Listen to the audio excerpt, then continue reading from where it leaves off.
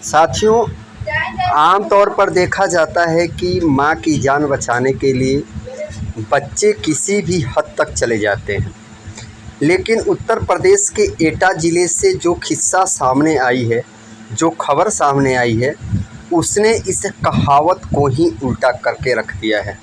सामने आई खबर पर अगर हम यकीन करें तो सगी औलाद किस कदर बेदर्द और नालायक हो सकती है कि उसने अपने दोस्तों के साथ मिलकर ही अपनी ही सगी माँ को मौत के घाट उतार दिया। लेकिन कहते हैं ना, जब अपना खून पानी हो जाए तो भी बेगाना अपना बन जाता है। तभी तो उस सौतेली औलाद ने बेटे होने का फ़र्ज़ अदा किया। तो नमस्कार साथियों, फिर से स्वागत है हमारे चैनल सोनू पंडित ऑफिशियल में। आपका वही छोटा भाई छोटा दोस्त सोनू पंडित अपने चैनल पे आपका बहुत बहुत स्वागत और मोस्ट वेलकम करता है। साथियों, आज की जो क्राइम की घटना प्रकाशित हुई है क्राइम तक के न्यूज़ में, और इसको प्रकाशित करने वाले हैं सुरभि तिवारी। 19 जून 2024 2:05 पे दोपहर में यह घटना प्रकाशित की गई है। घटना का जो मुख्य टॉपिक है वह है सौतेले बेटे ने चुकाया दूध का कर्ज, सगे बेटे ने मारकर दफन कर दी थी मां की खेत में लाश। दोस्तों, अब शुरू करते हैं विस्तार से यह घटना और आपको सुनाते हैं। साथियों, यह मामला यूपी के एटा का है, जहां एक सगे बेटे ने अपनी मां की गला दबाकर हत्या कर दी। और भैया इतना ही नहीं, लाश को घर के ही खेत में दफन भी कर दिया। पास में घर था और घर के बगल में ही खेत था और उसी खेत में इसने दफन कर दी लाश को। लेकिन सौतेले बेटे को किसी तरह यह खबर मिली तो उसने पुलिस में जाकर इस बात की शिकायत दर्ज करा दी। तब जाकर ये मामला खुलकर सामने आया और पुलिस ने खेत से लाश बरामद कर लिया। हत्या के आरोपी सगे बेटे के साथ ही उसके दोस्तों को भी गिरफ्तार कर पुलिस आगे की कार्रवाई कर रही है। दोस्तों, एटा के गांव धर्मपुर के रहने वाले गंगा सिंह ने 3 शादियां की थी। पहली पत्नी से हरपाल का जन्म हुआ, जबकि दूसरी पत्नी से कोई संतान ही नहीं हुई थी। रमाशंकर तीसरी पत्नी का बेटा था। रामशंकर को अपनी मां के चरित्र पर शक था। रामशंकर को इस बात का डर सताता रहता था कि उसकी मां के अफेयर के बारे में अगर बात गांव में फैली तो बहुत बड़ी बदनामी होगी। लिहाजा उसने अपने दोस्तों के साथ मिलकर ही अपनी मां को जान से मारने की एक खौफनाक प्लानिंग की। इधर हरपाल को अपने सौतेले भाई रामशंकर की हरकतों पर शक होने लगा था भैया, क्योंकि माँ बेटे के बीच झगड़े को वो आए दिन सुनता रहता था। एक रोज़ लड़ाई के दौरान रामशंकर ने माँ को जान से मारने की धमकी भी दे डाली थी। एक रोज़ हरपाल घर से किसी काम के सिलसिले में गांव से बाहर गया था।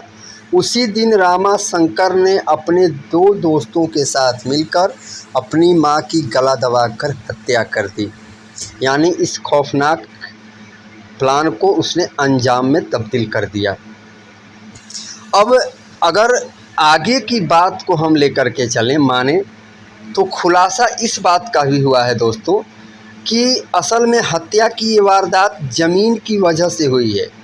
अगर पुलिस के मुताबिक हम अगर मान के चलें तो गंगा सिंह ने मरने से पहले एक 6 बिघा ज़मीन खरीदी थी, जिससे उसने अपनी पत्नी सीमा के नाम कर दिया था, जबकि सीमा उस ज़मीन को बेचना चाहती थी और उसका बेटा रमाशंकर को यह मंजूर नहीं था। हालांकि सौतेले बेटे को इससे कोई एतराज़ नहीं था, कोई उसको प्रॉब्लम नहीं था। लिहाजा इसी बात को लेकर सीमा से रमाशंकर खुन्नस खाए बैठा था।